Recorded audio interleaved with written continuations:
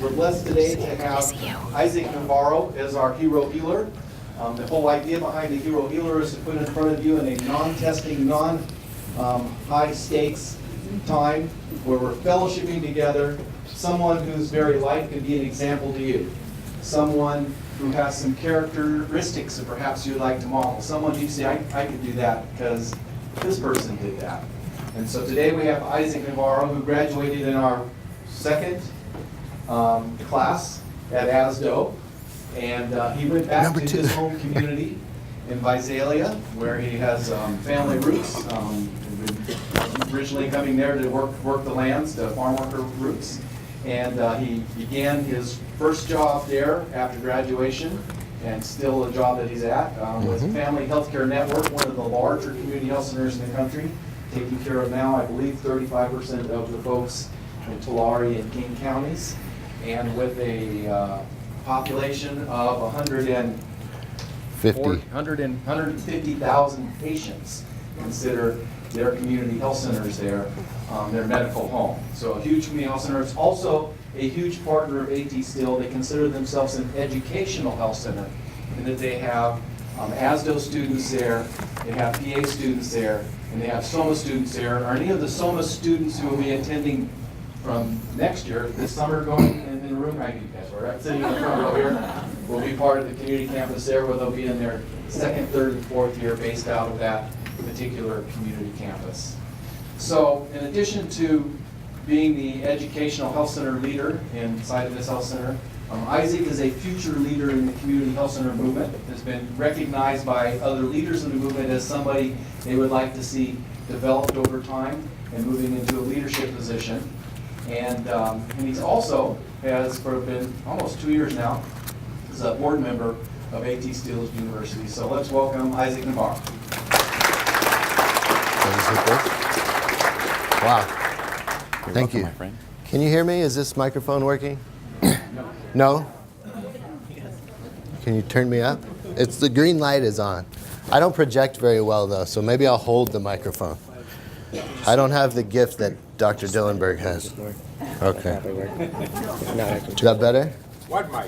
I just got off the phone with my wife and she said, remember to use your big voice when you're talking. So, well, Dr. Cloud, thank you for having me here. That introduction, wow, thanks. I don't see myself that way, but thank you. When he asked me to come and do this, the names of the people who've done these talks have started rolling through my head, and I thought, I'm not in those people's league, but thank you for inviting me to at least be in that league. And I'm here today primarily to address our students. Most of the faculty and staff, I know you very well, and we've talked about kind of my philosophy before, and thank you for coming to support me. Okay, thanks for filling the room. I appreciate that. But I hope to inspire our students that are in here today, not to be like me, but to carry on the desire to help people like me. And I'll get to that in a little bit. I'm going to kind of jump right into the meat of why we're here. Okay, we're here to inspire our students to keep moving on and keep studying and get to graduation and eventually be out there treating patients and doing wonderful things for people. So I'm just going to give you some examples of some very wonderful people that I've had the opportunity to help in our health center. Okay. Number one, and the talk might start off on kind of a low note. I hope to bring it up, so hang in there with me, okay?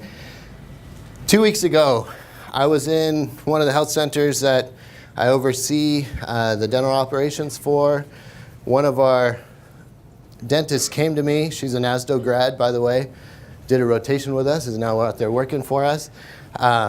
She says, Dr. Navarro, my patient in room 4 is giving me a bit of trouble. I don't know how to handle this situation. I thought, well, that's weird because I've never heard her say she couldn't handle anything. She says he is 3 years old and he came right in. We did his vitals. He sat down. I asked how he was doing. And he said, 2 nights ago, these bad men came into my house and I watched them kill my father. And I said, okay, there's a 3-year-old. She says, yeah, I don't know what to do. I said, well, all right, we'll handle it. She says, the brother's out in the waiting room with the mom. He's going to come in 5 minutes. I said, well, bring the brother in. Let's see what's going on. She comes back. She says, brother told me the same story. And I said, well, obviously these children have been traumatized, right? First and foremost, we have to figure out if they're in a safe situation. Okay, so get the mom in. We'll talk to mom. We'll see what's going on. Mom comes back. Sure enough, this is true. This happened. So I pull I don't want to say her name, but I pull her aside and I say, okay, these 2 boys are not here for a dental appointment today. All right, they're not going to see us. Let's get some resources together within the health center. Let's bring some behavioral health providers over. And obviously this family has been very traumatized. If 2 days later they're kind of going about their usual business and coming to a dental appointment. And so we did that. We got everybody together. We helped manage the situation. Things are going fairly well for them. I'm kind of going, in these examples, I'm kind of going through the stages of life for some of our patients, okay? Let's skip to 15-year-old boy. I've been treating him since he's 11, 12 years old. Just recently asked him, as I do with almost every young person when they come in, first question is, how you doing? Next, what are you going to do when you grow up? He says, I want to be a doctor. Great. So I start telling him about what we do. There's some medical students right over there. Well, I want to be a doctor, but I can't be a doctor.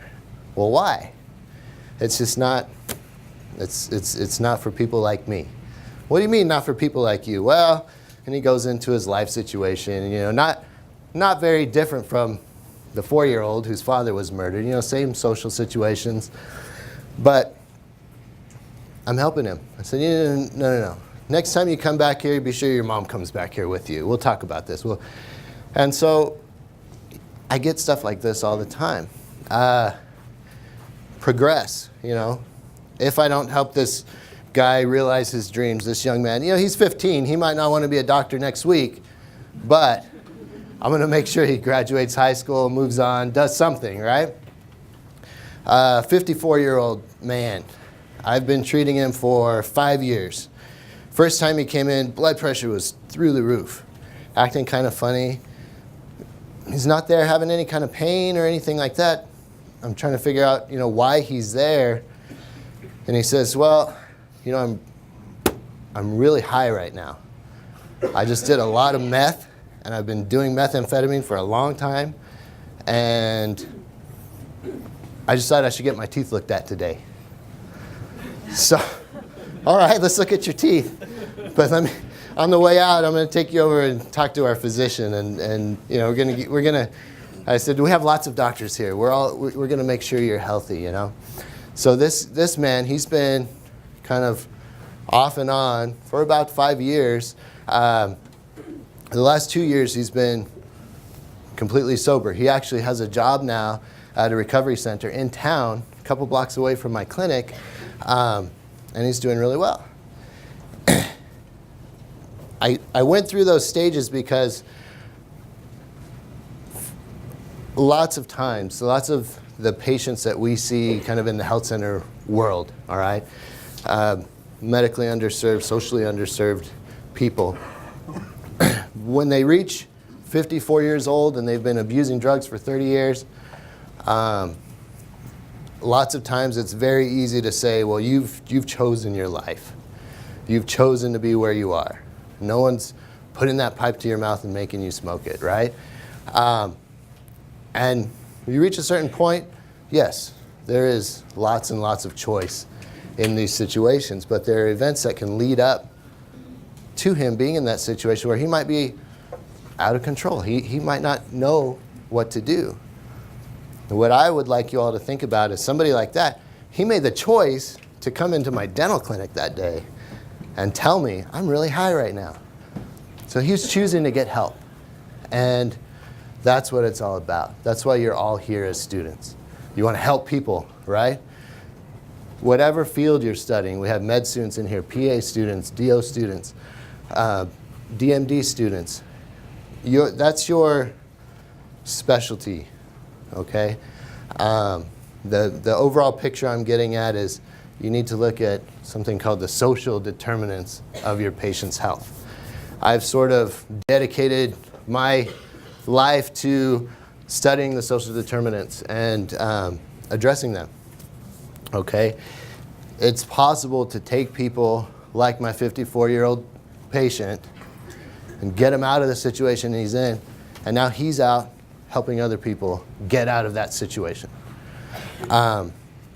There's a book here I brought. I didn't want to bring a PowerPoint because we were not supposed to, it's not supposed to be like a lecture, so I didn't do that. But I brought this book called Bridges Out of Poverty, okay, by Ruby Payne. I have had the honor of meeting this lady. Have you met Ruby Payne?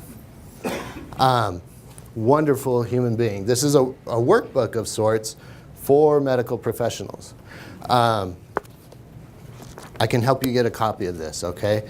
But it'll kind of open your eyes as to, again, kind of the root of why you're here, why you're studying what you're studying, and why you want to be a healthcare professional, okay?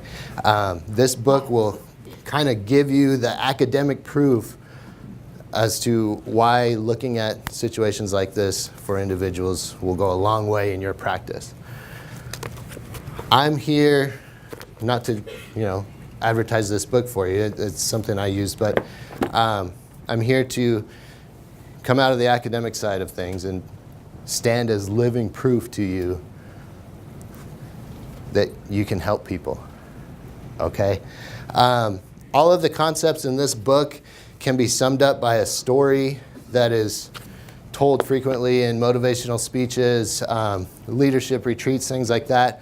The original story was written by a man named Loren Eiseley. I think that's how you pronounce his name, called The Star Thrower, okay?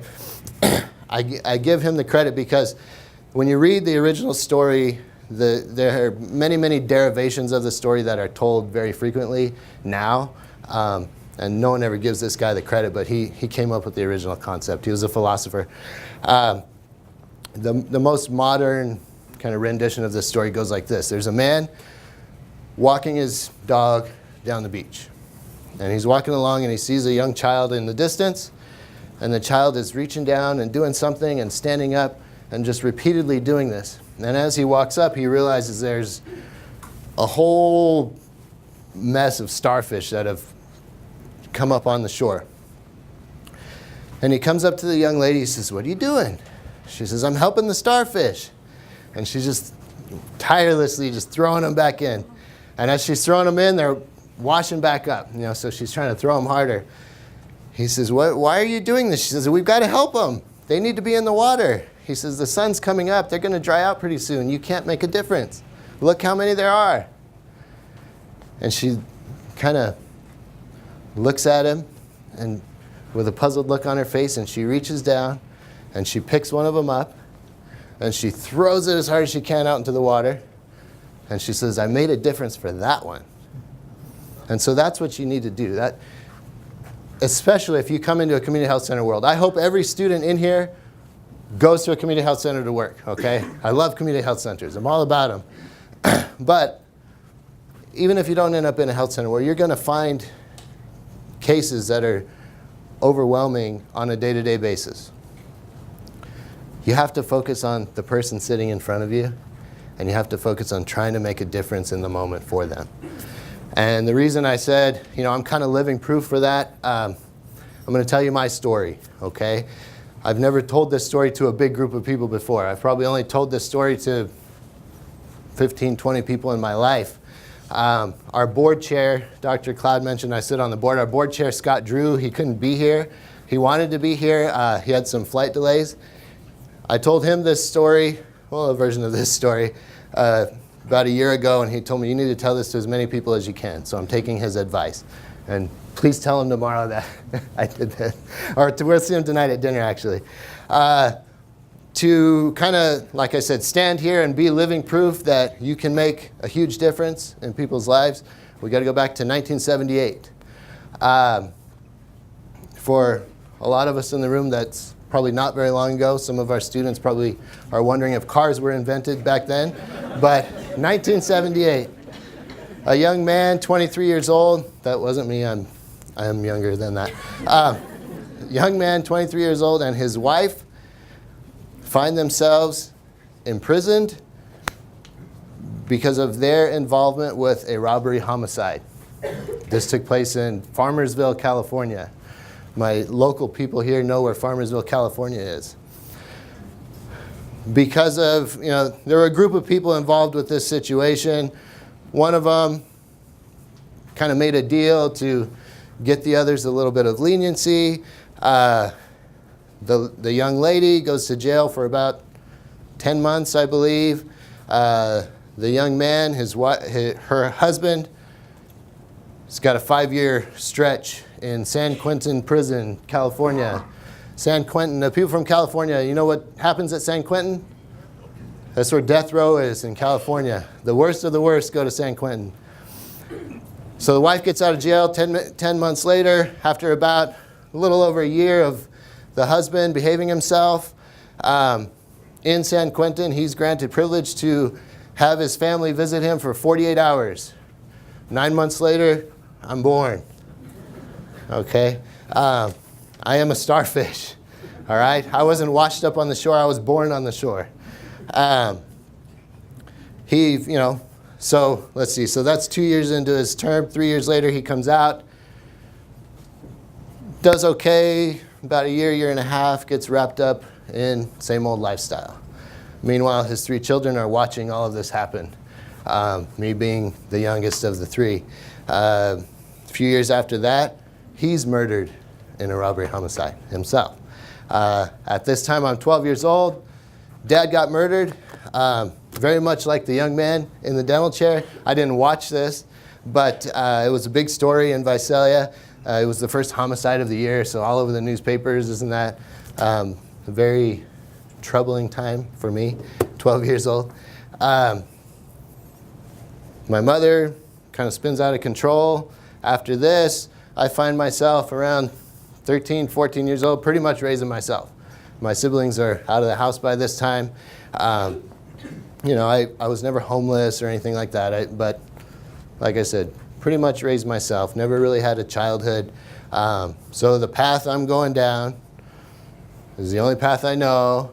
Get to junior high, hanging around with the people I can identify with, the ones that dress like me, listen to the same music as me, seem to be in the same situation as me.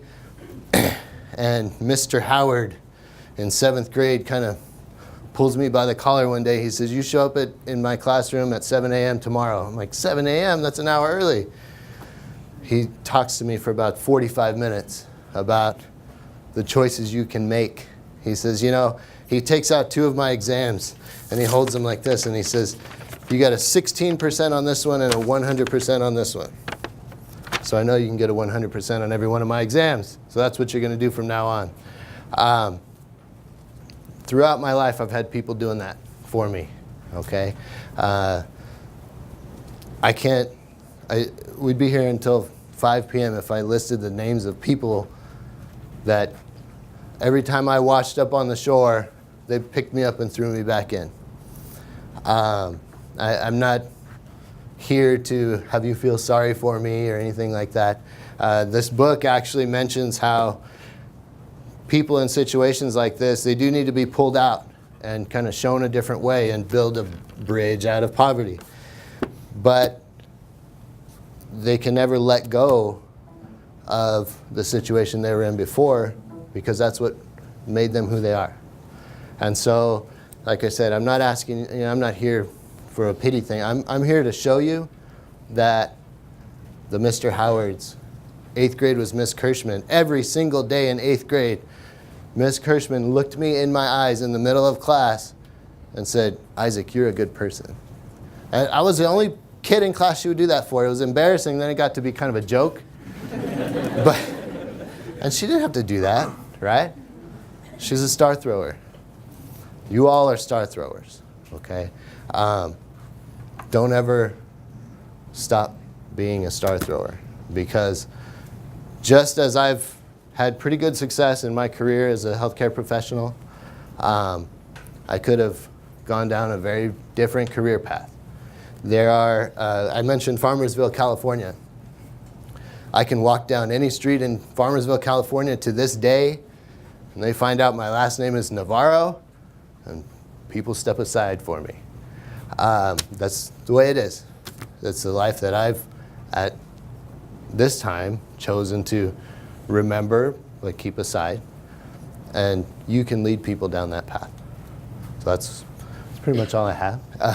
But don't ever let go of that. Like I said, it's easy to get wrapped up in the patient who comes in high on methamphetamine every other week for 2 years straight and say, this is worthless. Get out of here. I could have kicked that guy out a long time ago. But now he's better. You just got to keep throwing the starfish back in the sea. That's all I have for you. I wanted to go quick because I didn't want to. I tend to talk a lot, and I only went for 20 minutes, so it's really good. If the students have any kind of questions for me, what about this talk or anything else, that's what I'm here for you. So to relieve tension, let's have a clap before we can ask questions. Absolutely.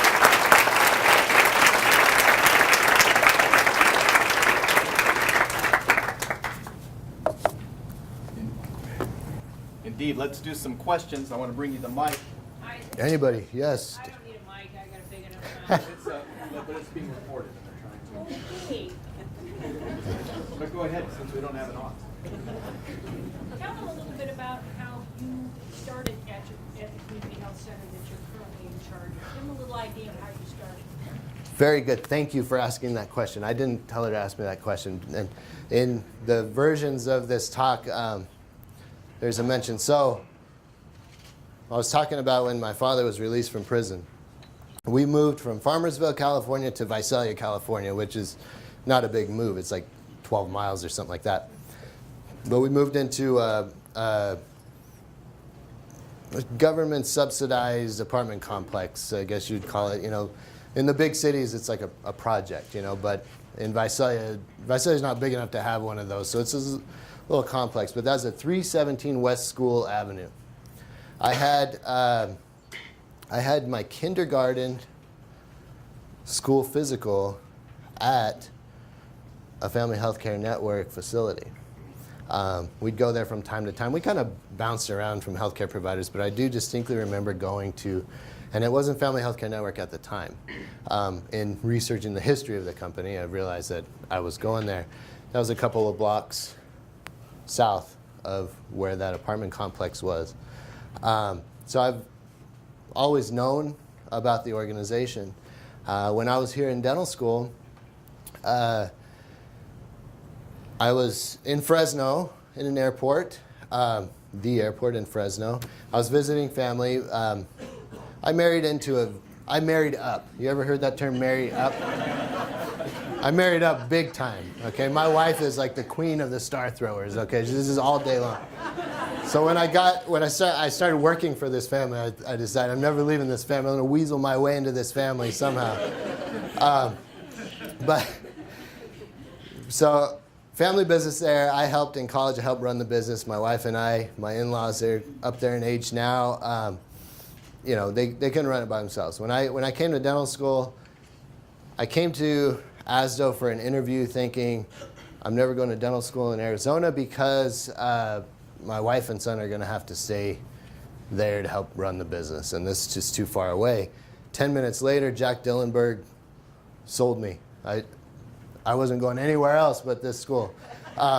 So fast forward a couple years, I'm on an airplane with 5 other people, and this man is one of the people. He says, what are you doing in Fresno? I'm asking, what are you doing in Fresno? He says, well, I'm working with this place called Family Healthcare Network in Visalia. Do you know about the place? I said, I grew up 2 blocks from one of their clinics. Next day, I had an email from the CEO. A couple hours later, an email from the chief dental officer. He introduced me to them formally. Again, you want to talk about star throwers. This guy right here. millions upon millions of stars this man has thrown into the sea. But he got me connected formally with the health center. That's how it came to be, okay? That's, like I said, 317 West School Avenue. The little boy whose father was murdered a few weeks back, we saw him in a clinic at 401 East School Avenue, 4 blocks away. I'm there. It's like a marriage almost. You know, that's how I. Thank you for bringing that up, because I did want to mention that. You know, you don't have to have my story to do what I do in community health center, but you can do a lot of good. And you know, I traveled many years and thousands of miles to travel to go those 4 blocks and become a doctor there, but it was very well worth it. Any other questions? Like I said, I tend to talk, so I do want to leave time for questions. Connie, Miss Lewis Poston. What you're talking about requires a pretty good social network of resources, and you're in a community that you're more familiar with. Mm-hmm. How do you recommend that people who are in a new community to go about establishing that kind of resource network? Well, you're in the right place for that. Everybody here, students, faculty alike. The Community Health Center network across the United States is very large, but very close. When we go to a national conference, you know, there could be 2,000 people in the room, but it's almost like we're sitting at a dinner table, right? I can almost guarantee you that somebody in this room knows somebody at that health center and can connect you. That's the beauty of what we do. It's the heart of what we do in community health centers. Like I said, we're very big, treat a ton of the population, but very close. Anybody's at home in a community health center. I have patients, you know, I do have the patients who are dealing with the life situations and trying to get out of, you know, the struggle. But I have other patients that come and see me that are doing just fine. You know, I have this one man, his father was a pretty big orange farmer in town. We're from a very large agriculture area. His father was in food science. He actually invented Hawaiian punch. This guy's doing good. He comes in, every time I present a treatment plan to him, he walks out, he pays for it in full, and tells the girls, okay, he looks at his list, I need this many appointments, here's the money for it, you know. That's, again, the great thing about community health centers. We're there for everybody, truly for everybody. And so you come in to study in this institution, on this campus, it really focuses on that concept and has resources for you to connect with people everywhere. Doesn't matter where you're from. There's likely a community health center very close to where you're from. And I'd encourage you to contact me, Dr. Cloud, anybody around. We can connect you with somebody.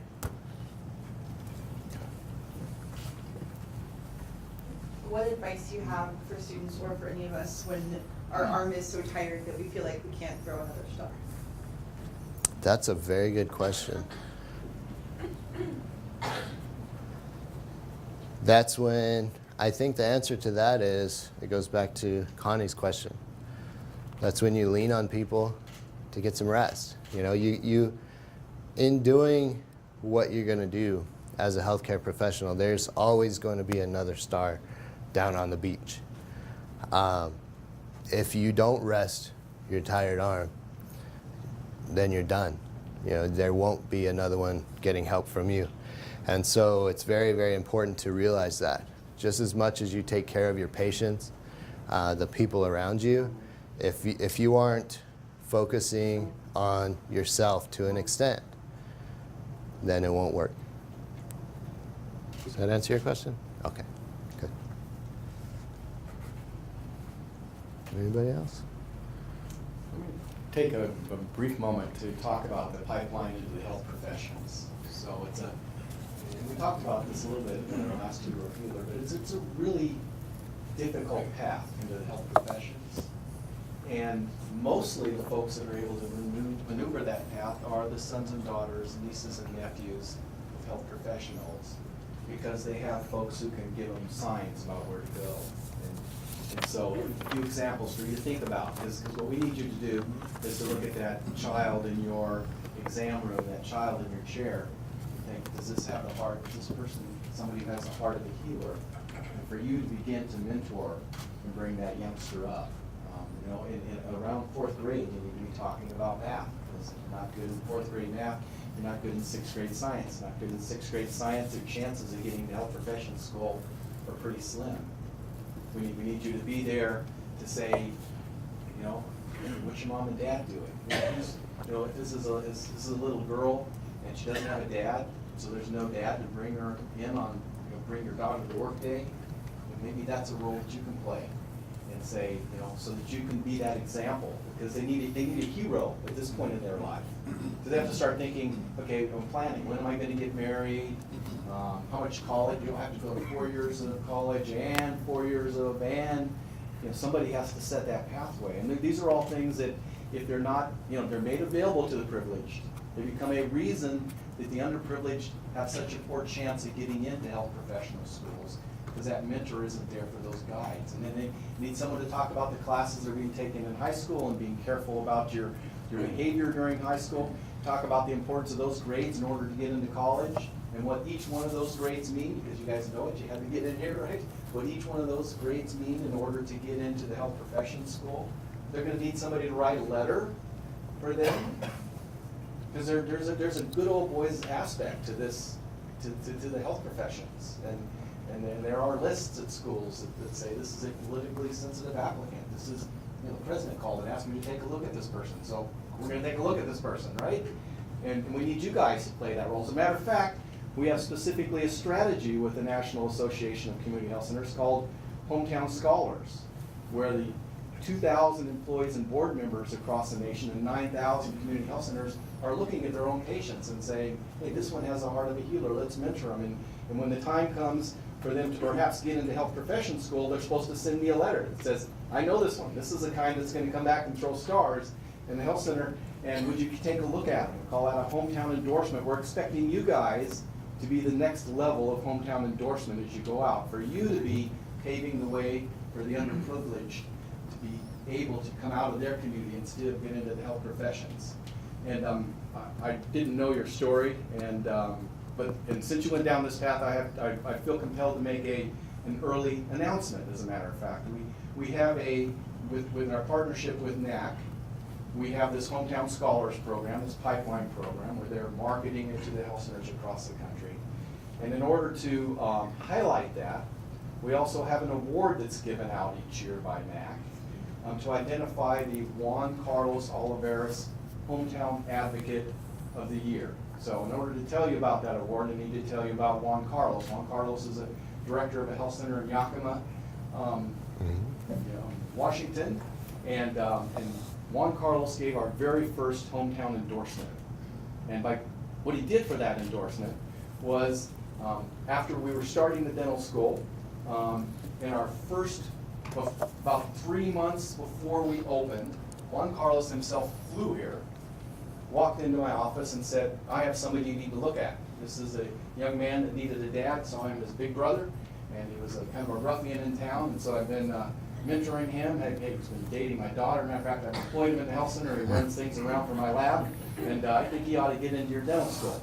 And that put a spotlight on this young man. And we probably wouldn't have noticed this particular, he was qualified, as the applicants are, must be in order to qualify, but it's hard to even get an interview in our schools. But that put a spotlight on, so we invited this person in, and this person got accepted to the school. And then I received a call during the orientation week, and it was Juan Carlos. And Juan Carlos says, have you seen Joe? And I said, well, no, I haven't, but I'm not really part of the orientation, so I wouldn't have. He said, I think he might not be there. Remember, he's employed for Juan Carlos. I heard a rumor that he's still running some specimens for my lab, so I'm going to go check, and why don't you go check and see if he's there. So I went and checked. No, he wasn't there. Wasn't here. And called Juan Carlos back and said, no, Joe's not here. He said, I thought so, Gary. He said, here's the story. You see, Joe figured out that it takes about you were requiring back then that they had to have a laptop and had to buy it. They had to pay $2,000 for a laptop, and it was going to cost him another $3,000 to move and pay first and last month's rent on his apartment. And he understands he'll get student loans next week, but not this week. But his family's never made more than $7,000 in a year, and he knows he has to raise $5,000 in order to get to school. So he just quietly gave up his dream. He did all that work, if you mentor him, and got into medical school, but he gave up his dream, and he went back quietly and is delivering specimens in my lab. And don't worry about it, Gary. I gave him my credit card and kicked him in the butt and told him he was in trouble and he needed to get down there. And so if you're willing to let him miss the orientation week, he'll be there for school starting. So Joe ended up graduating, not only going back to that community health center to work, but began dating one of his classmates and took her back with him. And so that community ended up with a twofer out of that hometown endorsement. So we have an award now that the National Association of Community Health Centers gives out called the Juan Carlos Olivares Hometown Advocate of the Year Award. This morning, the committee got together to make their selection, and they selected Isaac Really? Are you Navarro kidding me? as the Wow.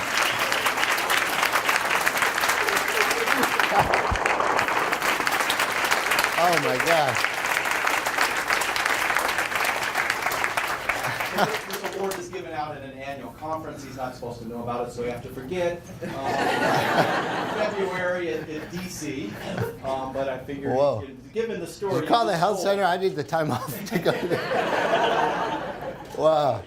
We'll be to receive that award. Anyway, let's thank him again for coming and talking today. Thanks.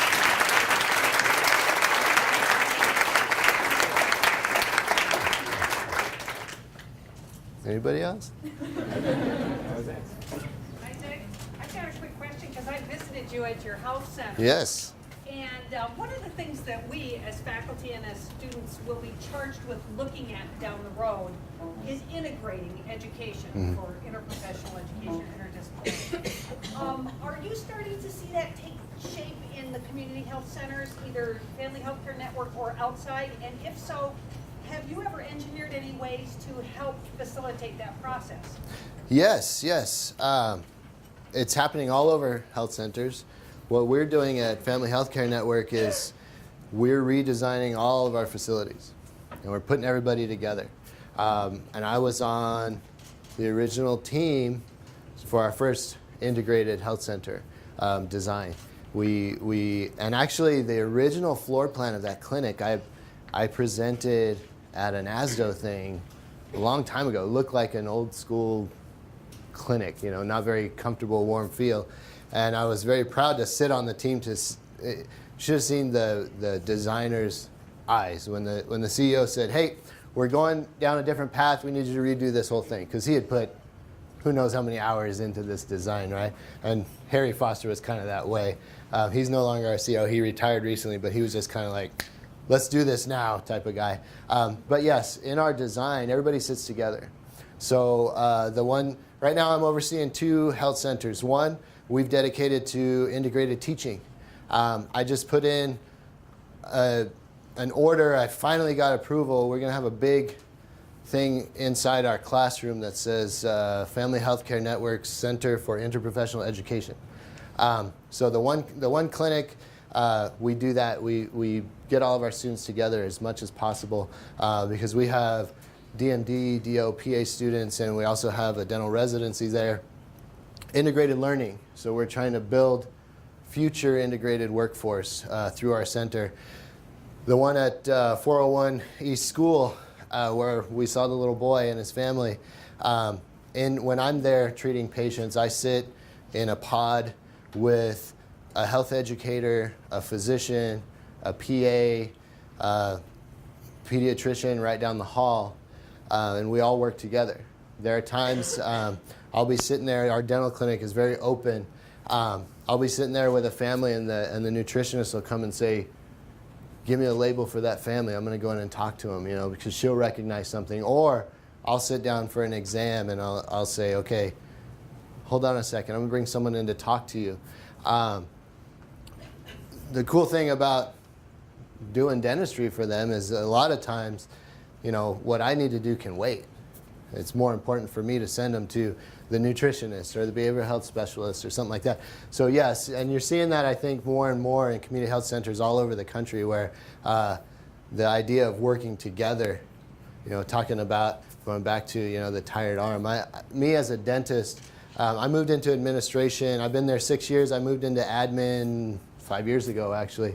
But I have seen over, just ran a report. I don't know why I was thinking about it the other day, but probably a week and a half ago, I ran a report in our management system, and I have myself treated over 8,500 individuals in the time I've been there. I think it was like 16,000 encounters or something like that. But that, you know, I'm just one dentist. But if I get together with a team, then we can get together and treat a family, and then eventually, you know, the community, it works a lot better with what we do, and it's more cost efficient than pretty much any other model out there. It's more successful than pretty much any other model out there, and you're seeing us structurally move in that direction all over the country. That's a good question. All right, thank you guys. Oh, I'm sorry, there's another question.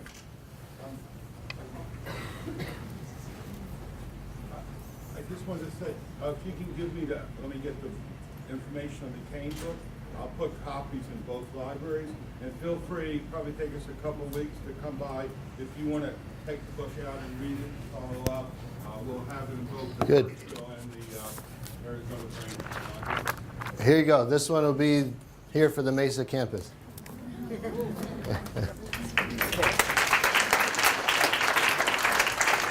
But that's a great book. It's a great for anybody in here, you know.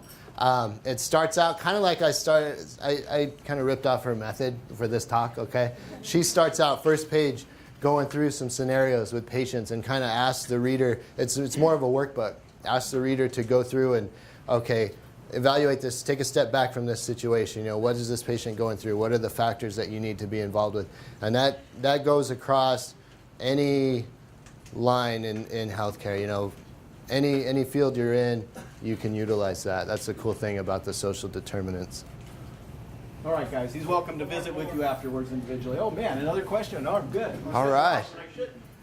Before we run out of time, I do want to mention real quick, Dr. Jasper is in a very elite fantasy football league that I've never been invited to until this year, and I won this year. So I just wanted to put that out there. Was it? Question. Oh, it does work. Okay. I just wanted to personally tell everybody that whatever this man's telling you is completely true. I happen to be one of the stars that he threw back into the water, and I wouldn't be sitting here. I probably wouldn't even be alive if it wasn't for him with the lifestyle that I used to live. So thank you, Dr. Navarro. James, thank you. Thank you.